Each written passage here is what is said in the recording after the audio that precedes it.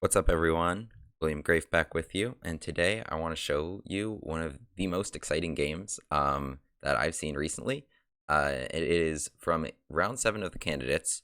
Richard Rapport with the white pieces against Nepomniachtchi with the black pieces, who's trying to win his second candidates in a row and get another shot against Magnus Carlsen in the World Championships, and he's in good position to do that entering round 6 in clear first. And Rapport with the white pieces trying to catch up to him, trying to get a win, and is known for unusual opening deviations at the top level. And we will see that in this game. And so let's get to it. It is a Petrov, and unfortunately we are not seeing Stafford Gambits at the top level. You guys can check out Eric Rosen and even my channel for more info about this, but it is not playable at the top level. They are too good and know all the defenses. And so it's classic Petrov lines. And here, the two main lines are knight c3 and d4. And I think lately at the top level, we've been seeing a lot more of d4 because this is the main line and maybe arguably played out a little bit. But the point is white is able to play d takes c3. This capture we actually just saw black make with d takes c6. And it helps white finish development pretty quickly. Queen d2 castles gives them some extra protectors for their king on the queen side. But of course there is a ton of theory here, and lately we've been seeing a lot more d4, but that's going to lead to kind of dry positions. You can see here Nepo plays bishop d6, and this is almost completely symmetrical if this knight were just there. Nepo has actually played this with black against Caruana just a month ago in Bucharest, and he played knight c6, which I believe is the main line. But again, that game wasn't really much. Castles, bishop e7, knight d2, Caruana played, bishop f5. Caruana continues to put pressure on this knight, but after knight d6, they actually just traded on f5, and this game ended in a draw, and it's not hard to see why white's advantage is hardly anything here. But don't worry. I can guarantee you this game will see some crazy and exciting chess. So after castles here, white plays c4, and using the one thing they have in this position, which is, as I said, the knight is here, and c4 is trying to undermine this pawn. And so naturally c6. And this position has been played many times. Most common moves being knight c3, rook e1, and of course Rapport knows that. And in fact, Carlsen against Nepo in the World Championship match, I believe it was game 4, I want to say, but Carlsen plays here rook e1 after bishop to f5, queen b3. Carlsen played, making that bishop move to get some threats on b7. So queen d7. Of course, Magnus could not have taken twice here due to this trick. Bishop takes h2 being check. So after queen d7, knight c3, knight takes, trade is off. And I mean, this game wasn't really much, and also likewise ended in a draw. So Rapport knows that, and knows that this position is about equal if black knows what they're doing. And I just want to pull up this other picture that I took here of the database. So we have thousands of games in this position, and the move Rapport chooses is the 7th most common move, 28 out of the thousands of games, queen b3. Queen b3 is interesting. It puts pressure here and here, and I say pressure because it doesn't make a threat. Of course, again, queen takes can't happen because the bishop takes h2 check, and it's just kind of maybe tying down that bishop a little bit. And Rapport was sure that this move must surprise Nepo. There's no way you're prepared for it. But Nepo immediately, you can see the times here, so they haven't spent much more than their initial 2-hour allotment. But Nepo immediately plays bishop g4, or spends maybe about a minute, maybe remembering his lines. But bishop g4, really not a move that you'd play maybe if you're not prepared, because queen takes b7 does threaten to take your rook. However, this is very dangerous for white. G takes f3, and then all these threats pour in here of the queen and the bishop and the knight, making too many threats around the white king. So that line's not playable. I think what Rapport wanted, knight a6 is the most common move. There were only 28 games, but knight a6, okay, just continuing to develop. Here, white plays knight c3, putting more pressure here. Now bishop f5 is not possible because of the pressure on b7. And now after takes, we have the position after the main line knight c3 takes, except black's played this weird move knight a6 instead of maybe finishing their development in a more standard way. Here often knight c6 is able to be played if you can capture on d5. And so I think that would give white a slight advantage, but bishop g4 is the best move, and Nepo knew it somehow. So he was very well prepared. So the only way that white can proceed here is takes, and knight g5. So here, there's a lot of pressure on e4, and again, if you're black, you really have to know what you're doing. Because if you try to defend e4 normally, maybe, well, that's a mistake, because c5 attacks the bishop, and now also threatens queen takes f7. So queen e7 maybe looks like it maybe makes more sense, defends here, note that queen was also causing problems that way, in addition to that way. But here, just knight c3, attacking e4. Here, I mean, it's just, black is just not able to defend this pawn. So, but in addition to black having a weakness, white has a weakness. And so Nepo again plays the best move, probably also preparation, bishop e7. Attacking the knight, obligating it to take, and then queen takes d4. So that bishop moved and allowed the queen to take, tempo on the knight. And here, Rapport could play a move like rook e1 to protect the knight. But after knight d7, again, offering this pawn once more, black probably has just too much activity for white's own good. A good bishop pair in an open position. And Rapport understandably did not want to play this, so played queen takes b7. Queen takes b7 is a little bit greedy because, okay, well, you're fishing for a pawn here without much development at all. And in fact, black here will capture white's only developed piece, and Rapport will take the rook. So Nepo has now sacrificed a rook, or he has a rook, he has a knight for a rook and a pawn. So he's down a little bit here. And now this position's very, very interesting, because this queen's very buried, right? I mean, it has a couple squares, but it's not too far from getting trapped. And this king has no defenders around it, because white has no development. And so here, black actually has a very interesting move that was not played in the game, but the move is bishop to d6. And so why bishop to d6? Okay, so we're setting up some threats. And so to just demonstrate this move, I want to show just if white plays like knight c3, normal move, attacking the queen. So queen e5, attacks h2.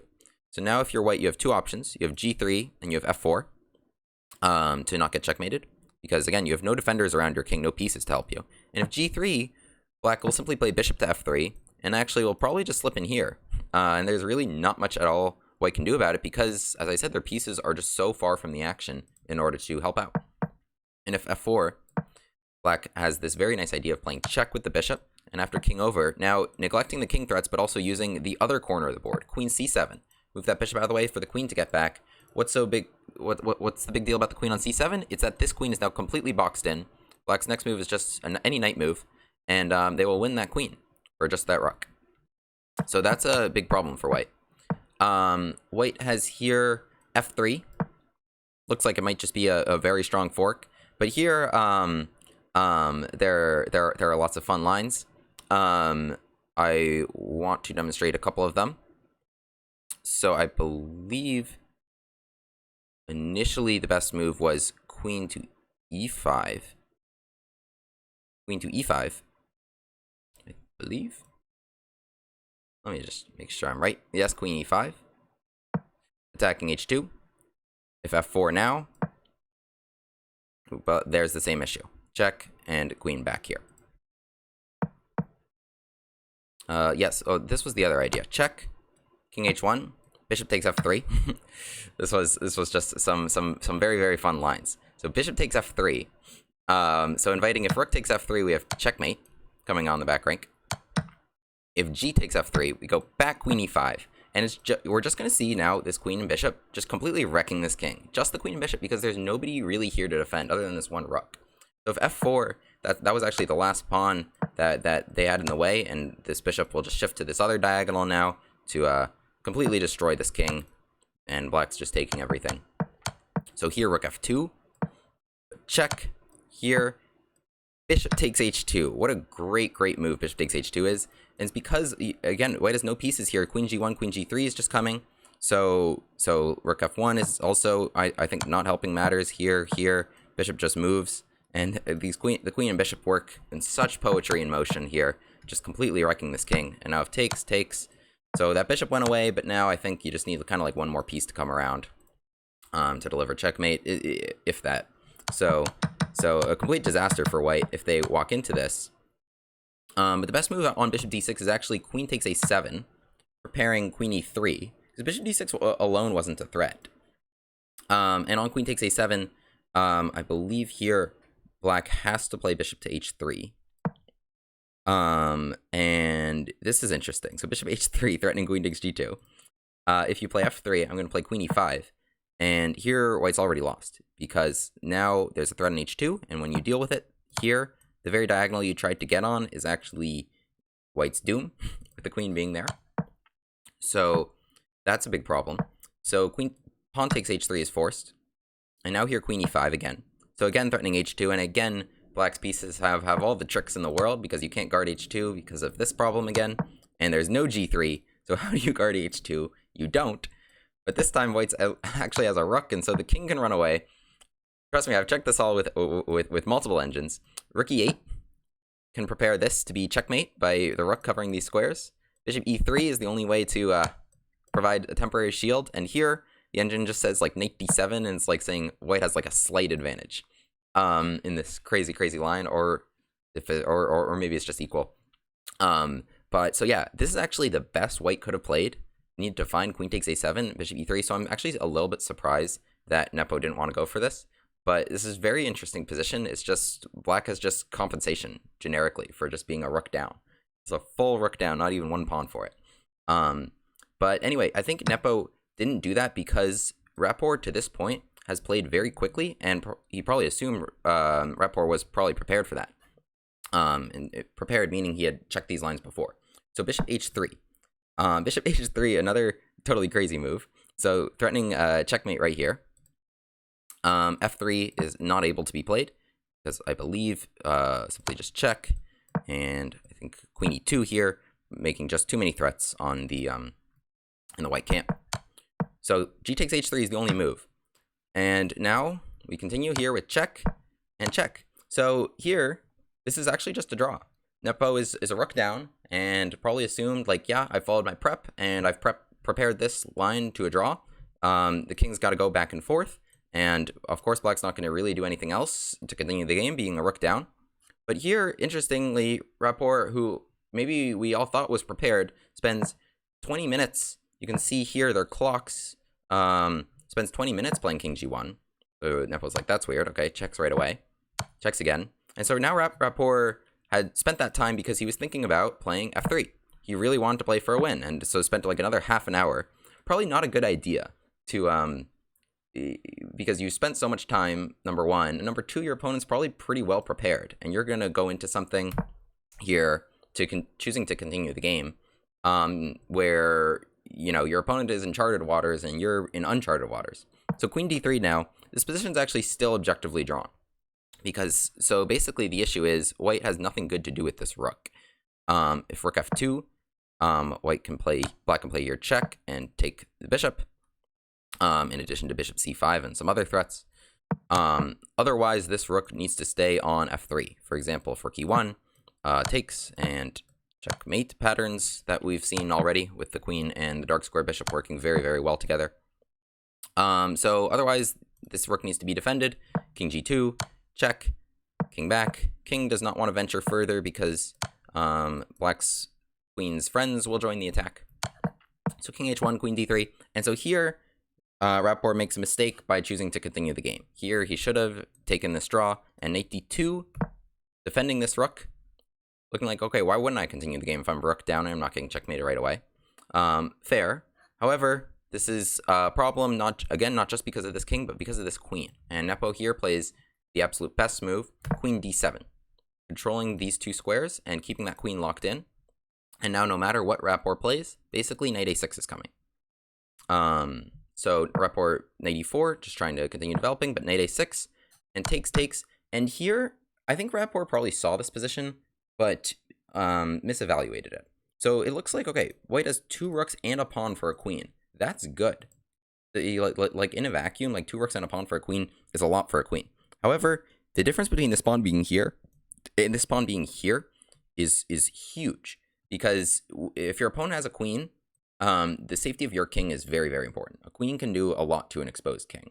And so that's basically the advice I'd give to any side, you know, with a queen against pieces. Do anything to tear open the opposing king. That's why if you're getting attacked, you want to trade queens, because if your opponent doesn't have a queen, it's very difficult to attack. But with a queen on the board, and with this exposure here, it becomes a problem for white. So Rapport finishes his development, bishop f4, allowing takes h3. He could have defended it, but it wouldn't have been a good idea. Queen d4, attacking c4. This pawn can't be defended. There's just a lot of hanging pawns. b3, of course, loses this rook. So too much going on here. So Rapport needs to get his pieces out, and he does. h6. So Nepo just improving his position, providing luft here, taking away this square. And here, Rapport continues to consolidate with bishop to g3. Understandable, considering he doesn't have a lot of time on the clock. Bishop g3, just keeping things protected. But this is actually a mistake. And this is a very, very tricky mistake. But the right move was a3. Even here, black is better. But the right move was a3 because black's next move, knight c5. Now, what white can do is take and play b4. And what this would do is force this bishop back, and white would have like some serious threats, some counterplay of their own in terms of making a pass pawn on the queen side. And that would be something that black has to deal with. However, in the game after bishop g3, knight c5, here, knight takes c5 is no longer as good. Note that check is not very helpful because of Nepo playing h6. But now you play a3, just a5. This bishop is able to stay here on this diagonal. Very, very strong. This queen and bishop causing a lot of problems in the white camp. And black's going to play a4. They're going to play queen f5. They're going to play h4. They're just slowly going to keep putting pressure on kind of all these loose points in the white camp. And eventually, maybe that pawn gets to h3. And there's some checkmate threats on g2. So that bishop on c5 would have an excellent post there. And so that's why, actually, Rapport probably chose to maybe activate his last piece here with rook e1, but knight e6. So now that knight successfully completed a journey from not very good to a very nice centralized outpost. So now a3, Rapport's trying to get something going here on the queen side to make some of his own pass pawns. h5. h5, very good idea, already causing problems. So h4, bishop would have to move, and then queen takes f3. So Rapport defends f3, queen f5, bringing that queen back into the game, b4, h4.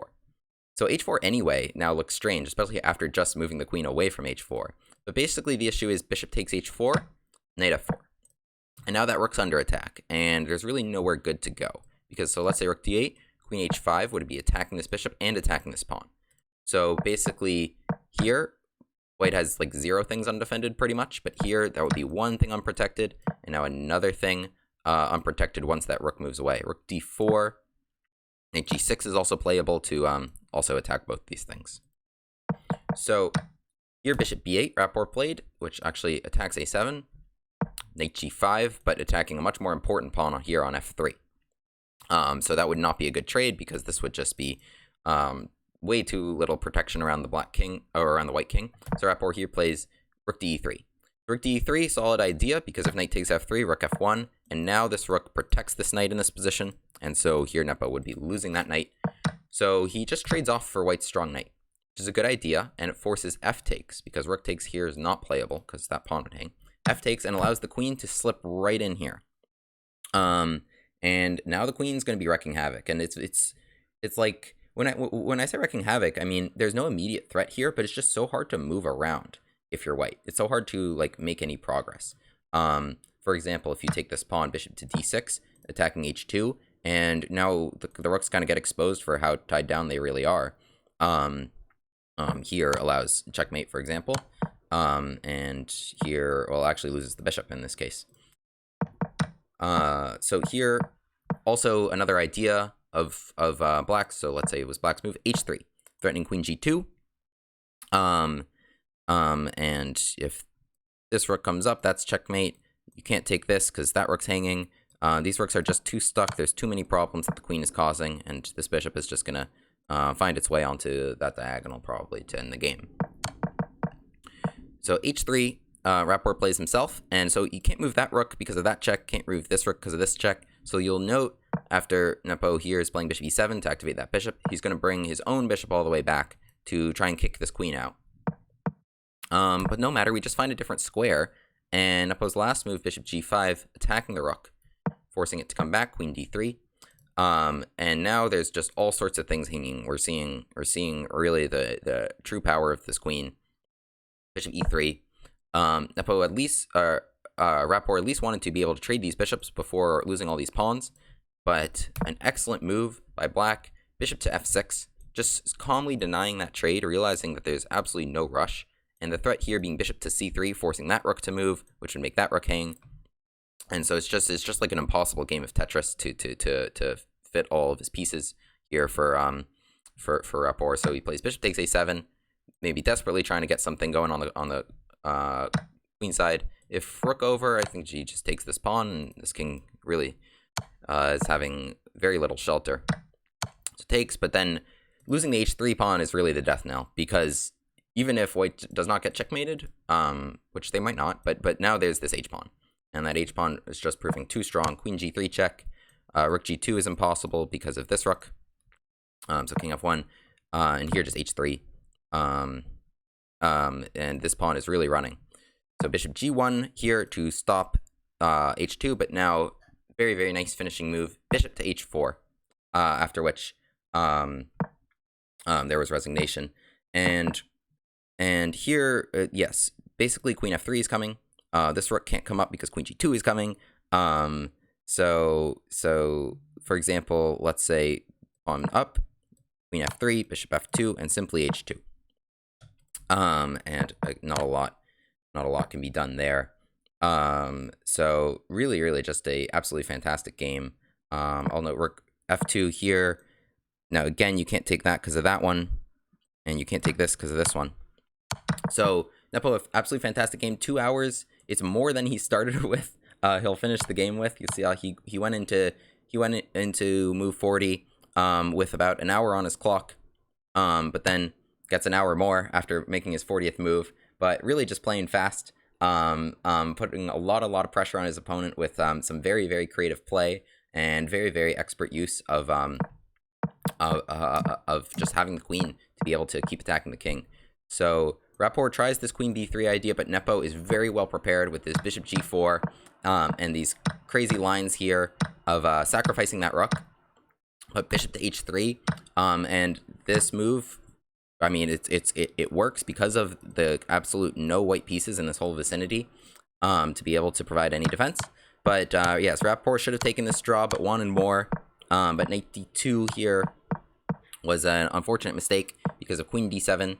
And I think Rapport misevaluated this position, and from here, Nepo just plays very, very well to put lots of pressure with this black queen. First bringing that knight into the game, and then h5, h4, what a great idea to use his pawns to cause problems. Trading off for one of the best defenders, and just calmly putting pressure until White's position just cracks. So really a fantastic game, and I just had to make a video about this. And so now Nepo with 5.5 out of 7 in very, very strong position to win candidates going into the break. He's now played every single person, but now then of course there's 7 more rounds where they play every single person with the opposite color than they've already played with. So but I very, very much hope that Magnus will play Nepo should that happen. But yeah, thank you so much for watching, and make sure to like and subscribe and hit the bell for notifications for more content. Thank you so much.